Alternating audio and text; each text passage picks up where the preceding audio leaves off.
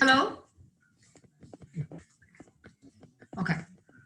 Hello, good afternoon, everyone, wherever you are. My name is Suresh Chaganti, co-founder of VectorSign, and I'm joined here by Veda, my co-founder and CEO of VectorSign. We are dedicated to driving business growth using AI at VectorSign, and we are committed to bringing highly effective and actionable predictive intelligence to our retail and e-commerce customers. That's me. And we have been on the forefront of dramatically improving the response rate and conversion rates. I think it's largely because of our domain expertise and application of data science principles that enable us to go deep and wide into understanding customers, their motivations, their behaviors, and their desires. So in today's webinar, you'll get a glimpse of that rigor that goes into VectorSign as a product and the benefit that comes out of it. And the principles that we share today are applicable to your day in the life as an e-commerce marketer, or whether you're in IT or enabling e-commerce or retail. I'm sure you'll find these principles highly relevant and applicable to your day-to-day use. So we are excited to have you here. And we have a robust agenda to cover. And we sure hope that at the end of this webinar, you'll walk away with new perspectives and actionable steps. So here is Veda. Please, Veda, show is yours, and then I'll jump in from time to time. Hi, good afternoon, everyone. Thank you so much for joining us today. My name is Veda Kunduru. Suresh, thanks for the great introduction. So we co-founded VectorSign. As Suresh said, I'll not take much time about myself. With several years of experience in business and technology. Here we are, VectorSign, presenting with the lessons learned from various implementations at our clients. We want to bring our unique perspectives, lessons learned to the wider community here. So we hope that it is worthwhile for you to listen in and see how predictive insights have helped increase customer retention in various cases, or rather this is more about academic in terms of just giving you a perspective of what a role predictive insights play in increasing customer retention. So here we go. These are the various themes we'll go over today, which is why is customer retention important? We all know it is important, but why is it hard to attain that? We'll go over some of the industry stats and what are the impediments to arrive at that end state of, the boosting the customer retention. The second theme is about predictive insights. As I said, how are they tied? What is the relationship to customer retention? How is it playing a pivotal role there? And how are predictive insights coming together to bring the customer understanding? What is the day in the life in the realm of predictive analytics? What happens when there is customer data? What happens with the data? How does it all come together? And then we'll leave you with the final thoughts on our new perspective, what we have gained, and would love to hear what resonated with each of you. So that's pretty much the packed agenda for today. Yep. So, a few housekeeping items before we jump too far ahead. We intend to cover the agenda in about 45 minutes and leave a few minutes at the end of the discussion for Q&A. And in the meanwhile, there must be a question button on your webinar. So please click on that and then send us any questions, and then we'll be able to capture those and answer those towards the end of the discussion. So let's talk about this customer retention stats. We hear, like Veda said, from everywhere why it is so relevant and important. But I want to kind of start with a simple thought. So businesses spend a lot of resources and money on acquiring customers. So there is an acquisition cost. And of course, the fundamental premise is the amount of money that you pay to acquire customers has to be worthwhile. That means you have to retain the customers for a longer time, and then they have to buy sufficient number of times and spend sufficient amount of time to make it worthwhile, the customer acquisition cost to begin with. So what is interesting is what you pay today is fairly certain. You are paying X amount of dollars in advertising and other mass media to acquire customers. Now, once they come in, you don't know what they will spend on. So that's the key. So being able to have some level of certainty around retention and the amount that you'll get back is a cornerstone for healthy business. And the stats are pretty startling. So just with 5% increase in the customer retention will get you anywhere between 25 to 95% improvement in profitability. So if you think about it, it is not far-fetched, because as the customers gain trust by buying more, they tend to spend more. So the longer you have them with you, the more they are going to buy, because the trust gets established, and it's hard to break that trust. And then another startling stat: regardless of where you are, 80% of the sales is going to come from 20% of your best customers. So which means it's really critical to identify those top customers, nurture them, and if somebody is going at risk, then you have to predict who is going to at risk and then take some proactive action. So again, in this seminar, we're going to capture those themes and then talk in more detail about those. So Suresh, thanks. As Suresh said, with just 5% increase, there is an opportunity to increase the profitability margin by anywhere between 25 to 95, right? So if you spend a second there, why is it so hard to get to 5% increase also? While it is key, and there are several factors that can influence in customer retention, there is a big portion that is untapped, which is the data aspect of it. So here, let's look at what are the impediments. Why is it so hard to get to that state or gain a competitive advantage? Why is it so much talked about? So thanks, Veda. So customer understanding is pretty hard, but companies are not stopping from trying to retain customers. So it actually is pretty catastrophic if you think for a second. So what happens when we don't understand customers to the level that is required is that we tend to do mass marketing. Now, one of the stats is customers are typically exposed to about 10,000 different messages over a period of a week. That's pretty high number, which means we all know the attention spans are decreasing. And on the top of that, if we are flooding the inbox, then that means it causes fatigue. Now, email marketing is cheap, inexpensive, but it has a lot of these hidden costs that when you're spamming too much, even if you don't intend to spam, customer feels that way when they're not targeted. So it causes fatigue, and then it means that there is no intent to purchase. Because you're not capturing the intent to purchase, the customer just doesn't take any action on that. And further, negatively, it erodes trust. And there you lose the customer, and then the retention is forever, you cannot take them back. So it basically goes into a vicious cycle of mass marketing and all the negatives that come with that mass marketing. This is where really, as a business leader, you have to think long and hard. How effective have your campaigns been, and what the trajectory has been in terms of response rates. Don't go just by the open rates or click rates, but actually what are they doing after they came onto your website? Have they exhibited the intent to purchase? So all along the buyer journey, you need to understand what's happened and whether the experience has been as good as it could be if your understanding of the customers is real clear. Right. So customer understanding is the cause, is the root cause behind the lack of getting the customer retention to the levels that you desire. So even when a business thinks that they are doing targeted marketing, it doesn't feel so from a consumer standpoint if it doesn't capture the intent, as Suresh said.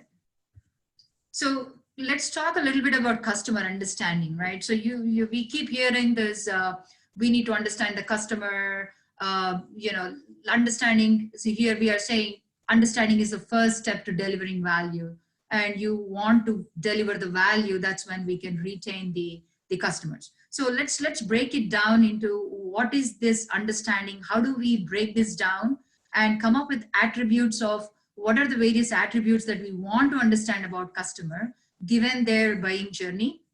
They leave a lot of digital fingerprints with you. In every touch point, they are interacting with you. So let's understand what we have got from them and what we can understand from that and how we can act upon by understanding them, right? So here is a visual showcasing what are the various aspects that contribute to customer retention. So the lack thereof is eventually, not enabling you to retain them, better. So here in the lower bottom, as you see, it is about your strategy where you are planning to do the campaign at the right time. You want to pick the right channel. Where do you want to campaign?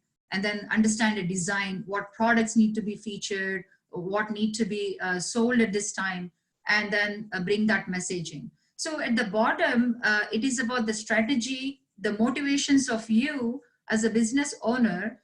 There are several motivations. Is there an obsolescence going on? Do we have to do a clearance because we need to clear the stock because of the fast fashion? The motivations are different from a strategic standpoint, but then they always have to be matched with the capabilities that the execution has to bring, which is you want to do X, what are the Y capabilities that need to match in order to make that fully efficient and effective. Right. So let's take an example here. Like Veda said, you have excess inventory. That could be one reason. Just before holidays, you want to run a clearance of the inventory.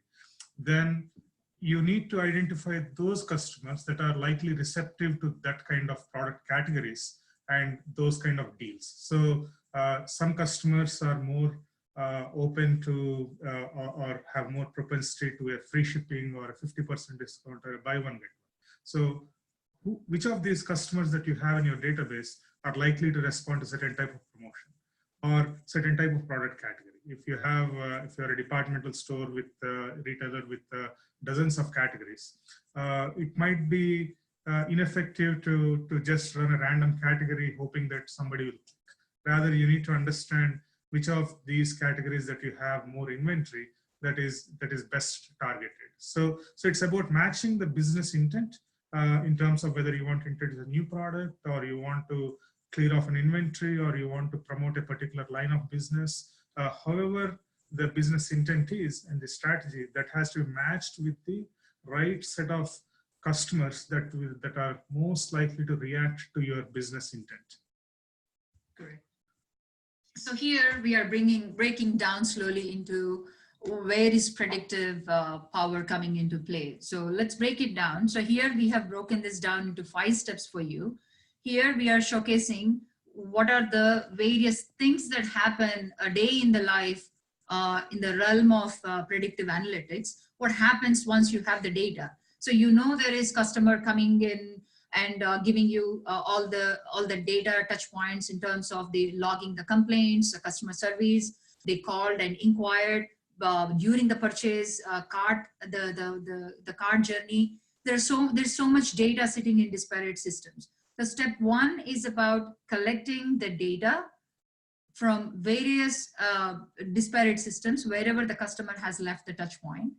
Step 2 is about creating a story about it. So when we say story, right, it is about collating the data and being able to create a chronology, reconstruct their past events, and overlaying all your outbound actions and your customers' inbound interactions. So they're not directly speaking with you, but the data that is coming in has a strong signal that is saying a whole lot of things that we can glean with the help of science. Now, step 3, once we have that story collected, we can ask, you as a business owner can ask a question or you have an objective in mind. So you're going to ask, hey, I want to do this. I have this cross-sell and upsell initiative. Now I want to promote this pet products to someone who is purchasing home decor products. So when you have an initiative and an objective, it is not about just because you have the captive audience, you just send that product or campaign that product to every customer of yours. It is about understanding their interests. Have they exhibited those interests in the past? So there is much that can be understood from the data from the past history. So that's where the predictive outcomes are one-to-one tied with the business objective you set for the initiative. Step 4 is, we'll go deeper into each of the steps in a bit. Step 4 is about, once you have got the insights, now how do I put them into buckets or the segments? Because when you have the predictive analytics giving these precise insights, you are virtually empowered to do a segment one-to-one. But in a practical world, you would want to segment them, understand their common characteristics, and then, because your design is limited, your marketing design and the promotions are finite. So you want to match that here with what you have attained from the understanding. So that's where the segments come into play. Now, once the segments are created, now you know the characteristics of each of the segments precisely. Now that enables you to write a solid personalized message that gives the ultimate emotional connect that makes the sale happen. Here, I would like to give an example of Myers. So my own personal experience, Myers sends this coupon book with the list of products that I purchased. Now, when I opened that, I was super impressed. One, it says it handpicked. Okay, anyone can say that because it's, it's just a label. But then when you open it, it is 100% of the products that I purchase very frequently.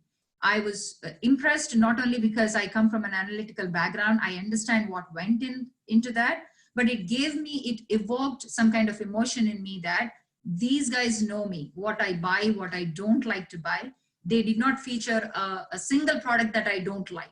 So it is possible for every business, not just retail, not just grocery. This science is so democratized that this power can be gotten to any e-commerce retailer. So I wanted to connect that example, my own personal story, how that personalized message can do that magic, in us as human beings that makes the sale, tip.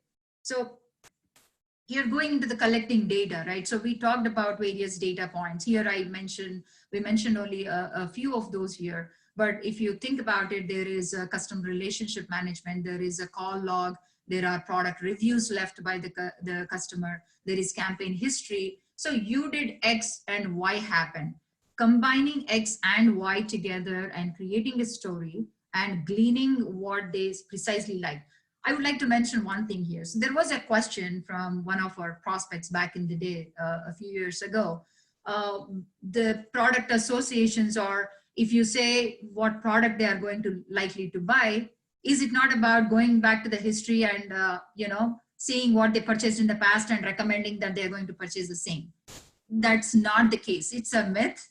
It's a myth that it's not about describing what happened. That is called reporting. Traditionally, we call that reporting. And then the evolution came and there was a business intelligence reporting that is trying to tell you a little bit more about time between purchases, average order value, a little bit more story about it. But the predictive power is not about telling what happened. It is about why it happened and what is likely to happen next. So we can go a little bit as time permits into that here. So customer story narrative, again, overlaying the facts. Suresh, is there a business thing that you want to bring up here when I say story narrative? So like a persona.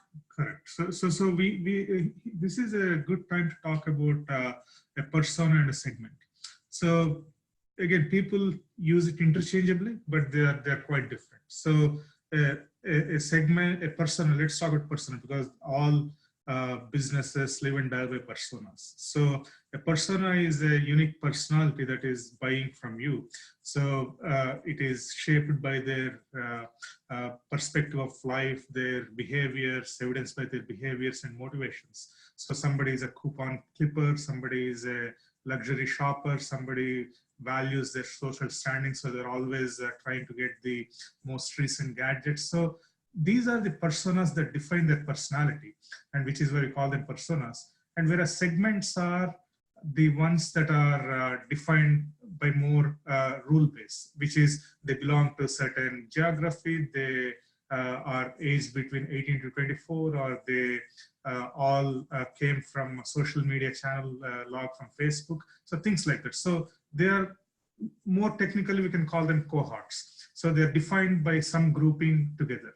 So a journey is really dependent on the persona that they have. Each persona typically takes certain journey.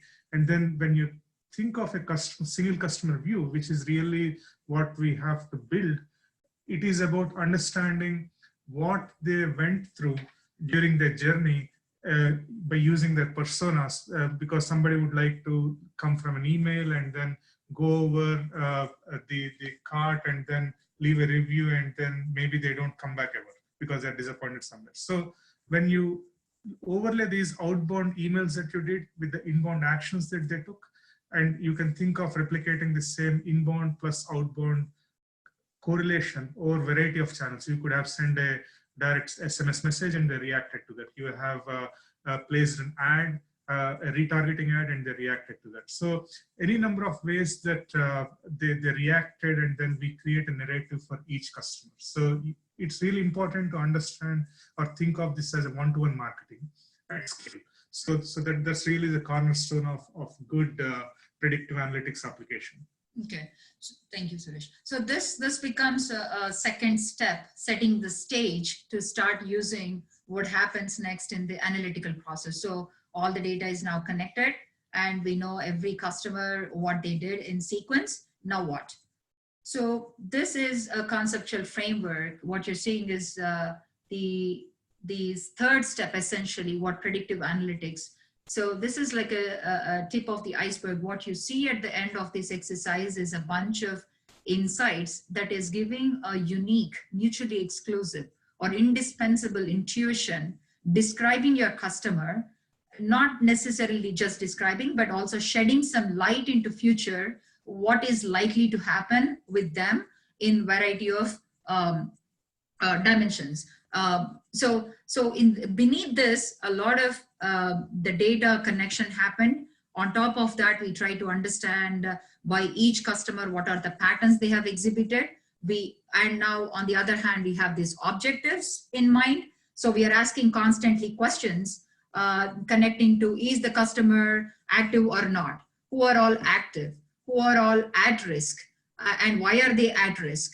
And who are likely to buy my product X because I want to sell product X in this holiday season?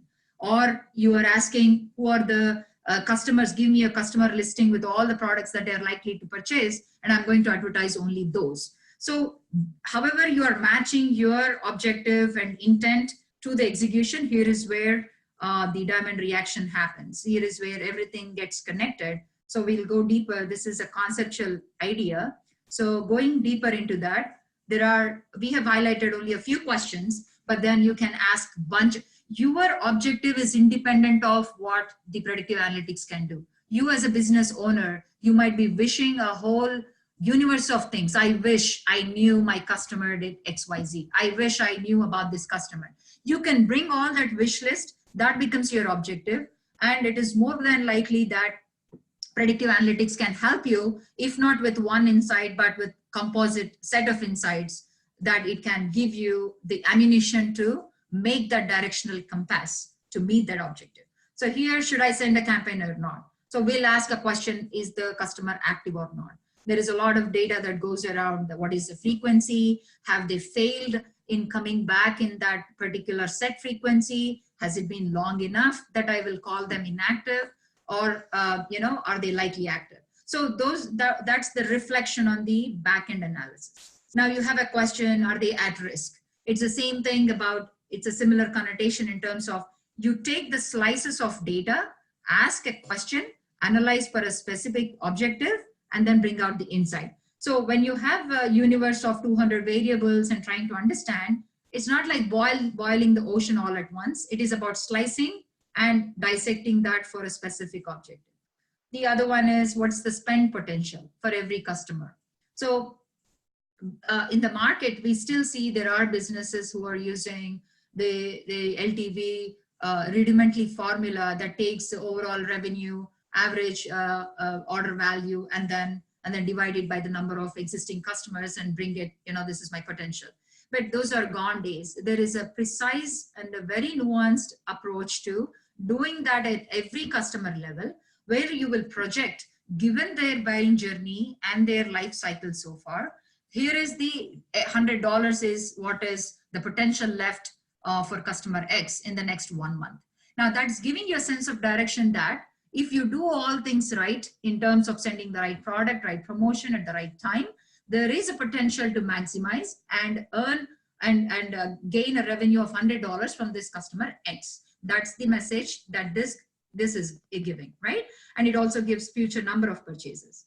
Now, here is the other dimension. What list of products should I package? Now, in analyzing the products, what are the maximum variety of product that they purchase? When they purchase product X, did they always purchase product Y? What is the when I ran a promotion, for example, did the purchase happen? Or subsequent to that, did they buy at a full price? There are so many things that you are connecting within their buying journey and across their life cycle, and extrapolating and trying to get the behaviors and patterns specific to every customer. That is bringing the powerful insights about products, promotions, and the cross-sell upsell is a very important thing here. Again, you can understand about the product classes, their characteristics, and then connect that with, okay, as a common sense aspect, if someone buys a school backpack, they're also buying a lunch bag, for example.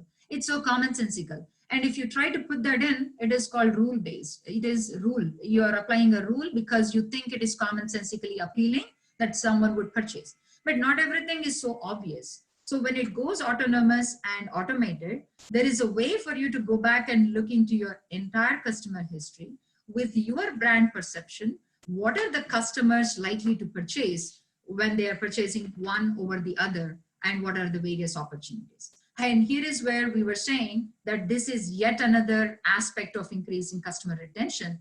You are not only utilizing their dollar potential projected, but you're also maximizing them furthermore. Customer putting together the customer segments is again identifying the common characteristics.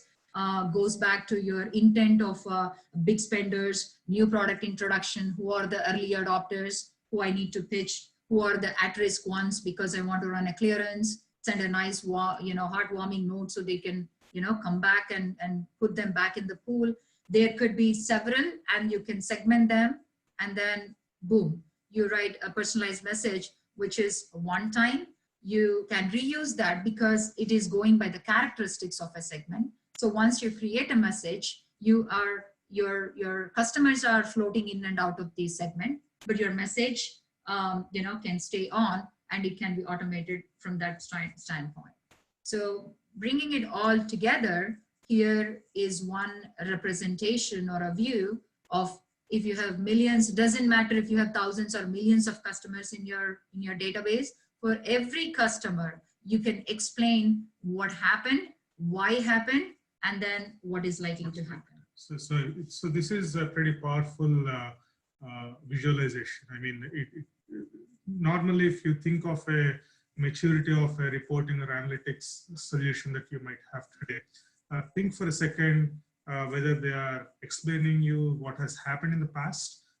It is not uncommon to see trend reports. Okay, today my traffic is X, and then compared to same period last year, my traffic or my conversions or sales, whatever is Y, and then executives try to dig into the reasons of what happened and why happened, so on and so forth. So that's all looking at certain trend reports and trying to hypothesize and try to see what has happened, whether it's a growth or decline. But real power is understanding why it happened by way of a structured report or a structured way of looking at things, as opposed to hypothesizing.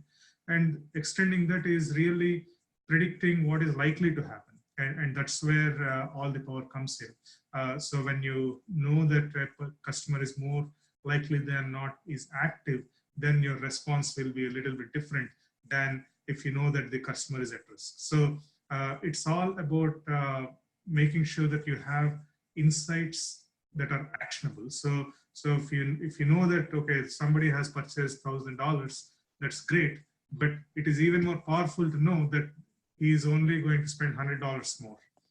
So there is probably another customer that is even more potential. So you want to target them with a little bit different message or product category. So the power is in knowing what is likely to happen. So it really comes together all at this point. Again, this is enhancer is what we are calling here. You can understand. So if you think this is like you go to optician, you know, they put the lens and then it gets clearer and clearer, or vision gets clearer. Likewise, it's a similar connotation here, which is you want to understand, are they likely to purchase or not? Okay, which is saying only one thing. But then if I don't send a campaign and if I don't talk about them, that if I don't offer anything, will they purchase? The answer is no, because when we are saying that the likelihood is there, it is about enhancing that, understanding what is going to tip the sale, what are the various enhancers. Okay, tell me more about what product to offer now. Okay, now that I know that this customer is likely, what should I be doing to enhance and tip that sale to happen? And then promotion. What promotion? Does it interest at all or not? Seriously, there are consumers who wouldn't care. You know, let the coupons go by, they go expire. It's not that people are looking for promotion all the time. Just because there is a promotion, they don't flock.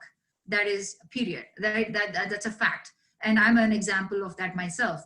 It is what connects to the customer is the timeliness and the messaging and the product. If I don't buy a product and they offer something, it ticks me off as a consumer. So there is a backfiring effect. It is very important for you as a business owner to know what ticks them off, what is going to pleasantly impress them, that evokes the trust. So here you see these enhancers, and the very end, okay, bringing it all together, how should my package look like, and how is it increasing my retention? So in all of this journey in the realm of the predictive insights, we have seen that the heavy lifting, the grunt part, the grunt work, and the guesswork is taken out completely, and the rudimentary analysis is taken out, and you are here, you know, basically executing with confidence. Okay, now that if you go back to that mental picture of the iceberg, the tip of the iceberg,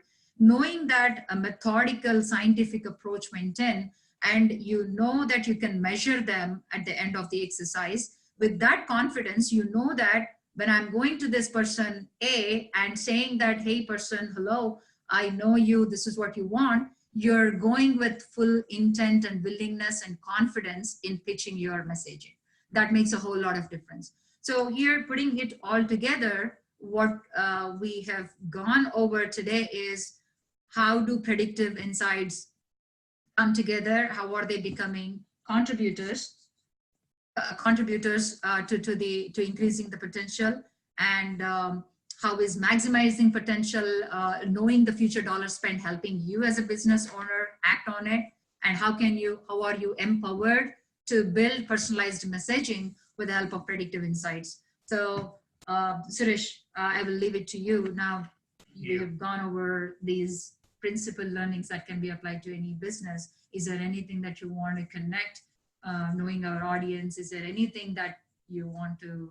Right. So I think to me a big thing to keep in mind is one of the critical aspects is the predictive insights, or any insights framework for that matter, is predicting the potential available, but it's up to the execution that need to match up to take advantage of that potential. So what that means is, like Veda alluded to, so you have to, knowing that they are active and they are likely to buy is not enough.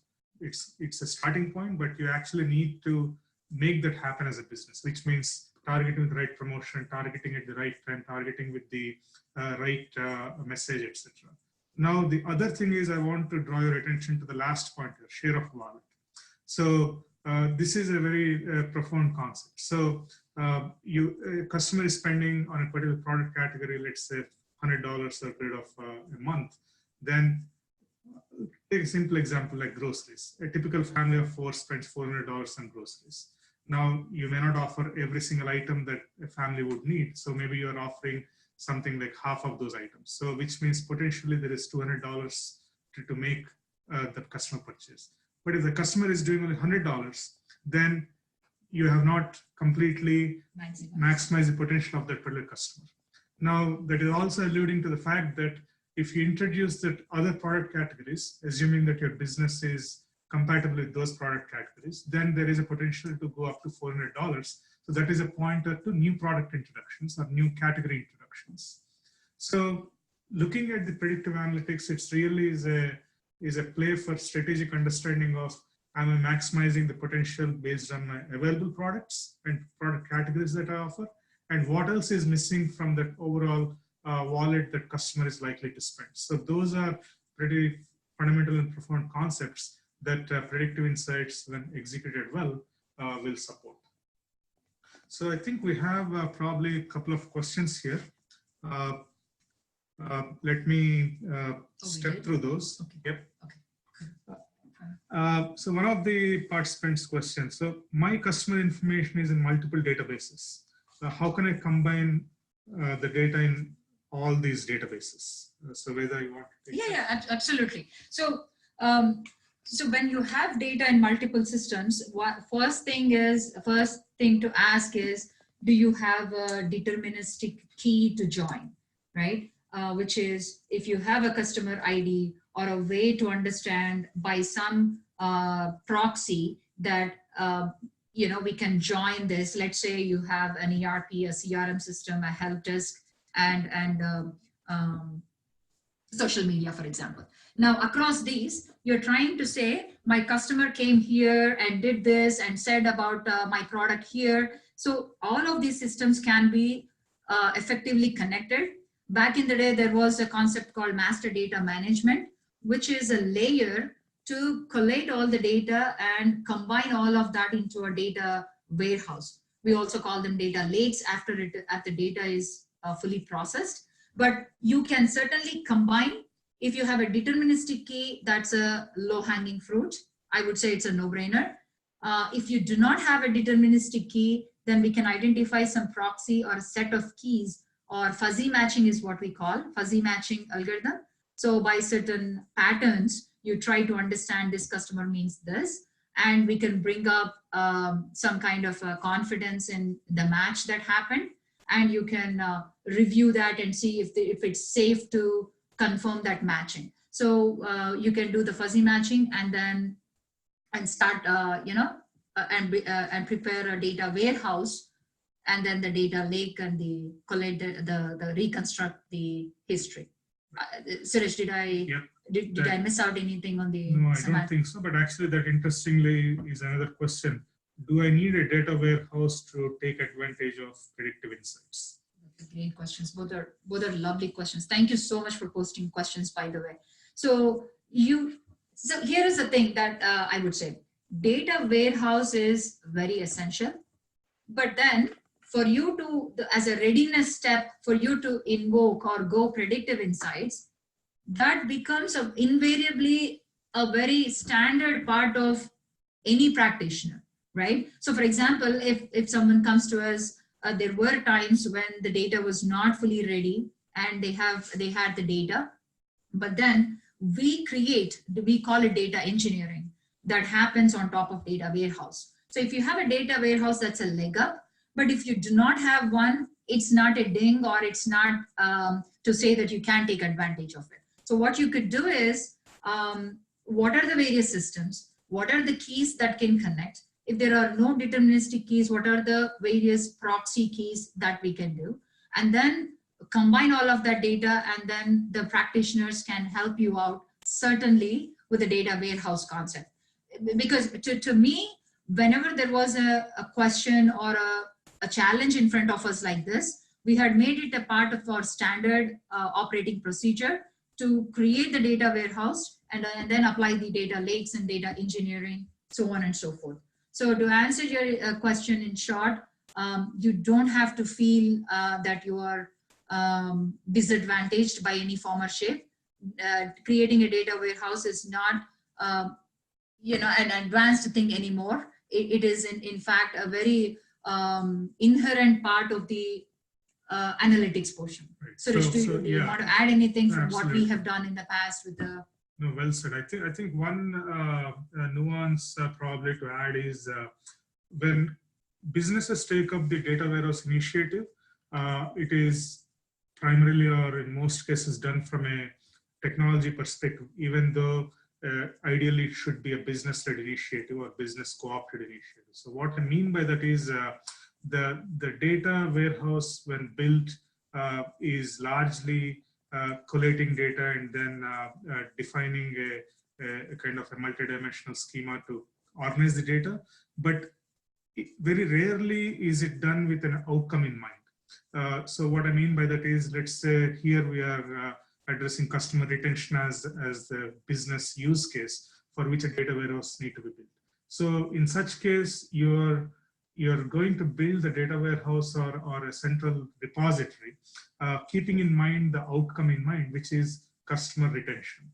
And what that means is all the data sources or all the data attributes that you're going to bring in are directly going to help in understanding customer retention better, customer understanding better. So whereas the existing data warehouses, if they are already available, is a great place to start, but do expect that depending on the specific use case, you might have to add certain additional data sources or data fields to pull the data into and basically build the predictive analytics on top of it. So great contrast, actually, good contrast. Because data warehouse can be an independent exercise, collecting the data, keeping it ready, regardless of whether predictive analytics initiative is in talks or not.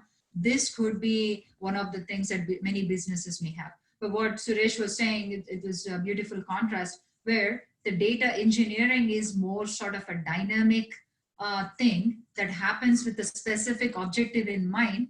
Like I said in the presentation, there are slices of data that need to be forensically looked into for answering a specific question, which means that we do not need the universe of data for answering every single question, which is why it is both important to have the dynamism retained in the data engineering that happens on top of data warehouse, while data warehouse can start anywhere for a simple reporting to bring up what is the segment, what is the average order value coming from this group. You can apply some rule base on that, bring out traditional BI reporting on top of it.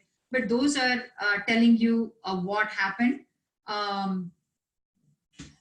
But data warehouse is definitely a prerequisite, but that should not negate or that should not make you disadvantaged in any form or shape, because there is you can say that these are the various systems. Hey guys, can you bring this and bring a data warehouse? Can you do it yourself and take that as yet another additional step and then take it to predictive analytics? Sure, because in one of our clients, they had a similar thing. They had the databases across, and we did the Facebook integration. There was a Salesforce.com integration, all of that, and then with the fuzzy matching, we could collate the data. That becomes a starting point, and then the specific objectives. Right.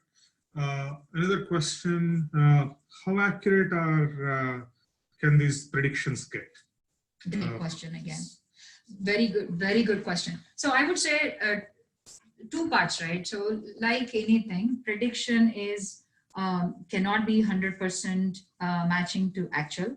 There are two types of predictions that we talk about whenever we, there is a qualitative aspect, as in clustering, meaning say the outcome yes or no. Is a sale going to happen or not? Is someone active or not? So you're asking in some classes, binary or multi-class is what we call, right? So these are called classifications. These are giving you a direction, clustering, saying that with all the studying the characteristics and all of the personas, strong features I observe, I think these guys are likely. So which is one type of prediction, right? And there is a second type of prediction, which is regression, which is on a numerical basis, which is scalar in number, which is like more like demand forecasting, sales forecasting, where you absolutely go by the number. meaning I predict 1,000 units, but 800 units got sold. So 200 units is the variance. It's a very good way to measure because you expect this type of prediction to be more accurate. And here is where the accuracy gets talked about, right? So whenever someone claims that it is 90% accurate or 80% accurate, it is more applicable for the numericals or the quant side of it. When it comes to the classification type of prediction, it is more about the false positives, right? So we call, there are concepts called false positives, false negatives, true positives, and true negatives. Meaning, when we do these classes, how many times I have flagged something as yes, yes being a positive outcome, for example. Yes, a sale going to happen, right? Yes, he's going to purchase. Now, but a sale did not happen. These are falsely flagged as positive because there was some noise in the data, some kind of a signal.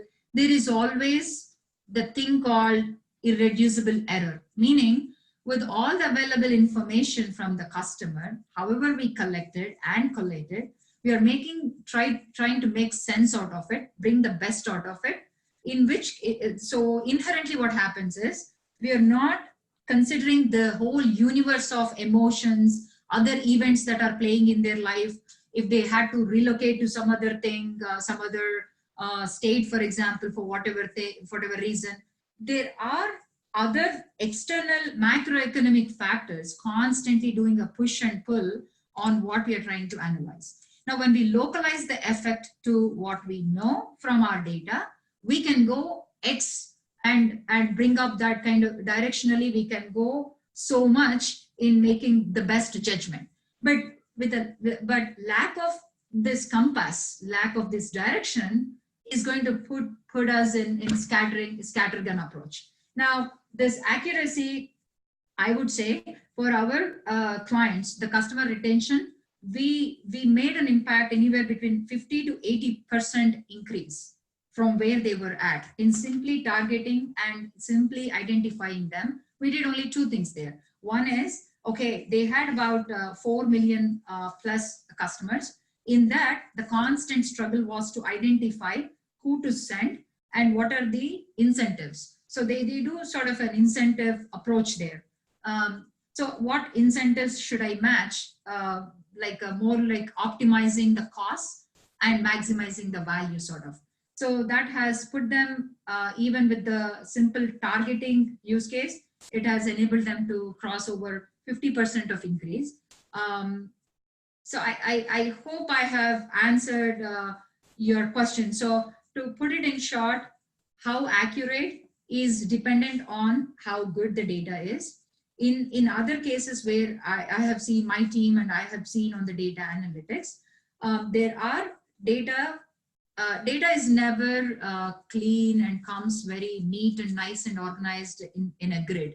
So that is to be expected, right? So that's where we come in and do our creative part of understanding, okay, here is what you want to do. What is the information we have? Is it necessary but not sufficient? Sort of a similar strong critical thinking aspects, but then when applied at scale and in practicality, it leads us to do various things of approximations. What are the approximations? If the values are missing, how do we fill those values? Should we even fill those values, or should we leave them? Are they better off taking them out of the model when training? And what are the various data challenges that have an impact on the outcome? How do we minimize the impact?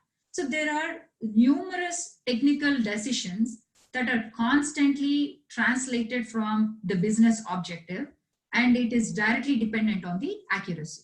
So we can tell you, walking into looking at the data, doing the data assessment and the quality of it, there is a concept called forward testing, which is we go to the, when we take the data, we cut the data into two parts, and within the history, so it is basically insulated about the time dimensions that we are in. So to the system, you cut the past data into two, and you make the second half as the future for it. So when we create or do the modeling on one part of the data, we apply those predictions on the remaining part of the holdout data, and then it gives the certain outcomes, whether it is a classification, as I said, the binary yes or no, or the regression for that matter. The principles apply the same, techniques are different. So when we do that, we get a report of, okay, you have run this on this, when I ran the same model on this, I got this much accuracy, 90%, for example.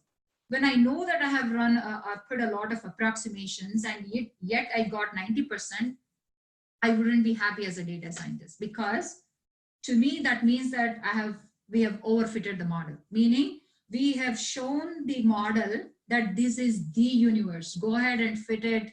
This is outside of this, nothing is going to happen. Go ahead and fit the model. Now, when that happens, the downside to that is when this model sees the overall population or the world, it is going to lead a lot of errors. So we need to understand, given what is input, the quality of the data, whatever is output, is it justified? Is it the right thing that is happening? Is it too low? Can it be even used? Is it too high? Did I overfit that? How do I? There are various measures to methodically get to this point and set you an expectation of what to expect from the data given and what is ideal, and how you can improvise and get onto a virtuous cycle to improvise the prediction accuracy, either by adding more data points or by virtue of collecting richer data points because of the modeling invocation. I hope I made sense. Thank you, Veda. So with that, we are coming to a close here. Any other questions? No, those are the questions that I got. So one last chance for anyone to ask any further questions before we close out. It should be open. Did they raise? Do you see anyone raising hand? Yeah, I think we got what those questions. So once again, everyone, thank you very much for your time. And we do hope that you found this discussion and presentation useful and thought-provoking. We'll send a short survey after this just to get a sense of where you are in predictive journey. Please respond to that. Really appreciate, because these are the inputs that would help us to get better. Other than that, once again, thanks for your time, Veda. Thank you, everyone. Really, thank you so much for your time. Our intent was to speak with the business leaders, share what we have learned, and understand continually, make it worthwhile learning journey for us, do better. So anything, please feel free to shoot any questions. Suresh and I, our team, we have a set of data scientists, analysts also. We can together make it a worthwhile response for you. Should any, we'll be glad to answer. As Suresh said, we'll send out the deck, and we'll have a recording if you would like to go over this again. Anything along the way, if there was an aspect that you want to go over, one of the things I would ask of you is, if you have any topic that you would like to hear from us, either in the form of an ebook or a blog or another webinar, we'd be more than happy to come together and and share our perspectives on that topic. So please feel free to keep in touch. And some of you are already connected with us on LinkedIn. Really appreciate. Thank you so much. Thank you for your time. Hope this was insightful and useful.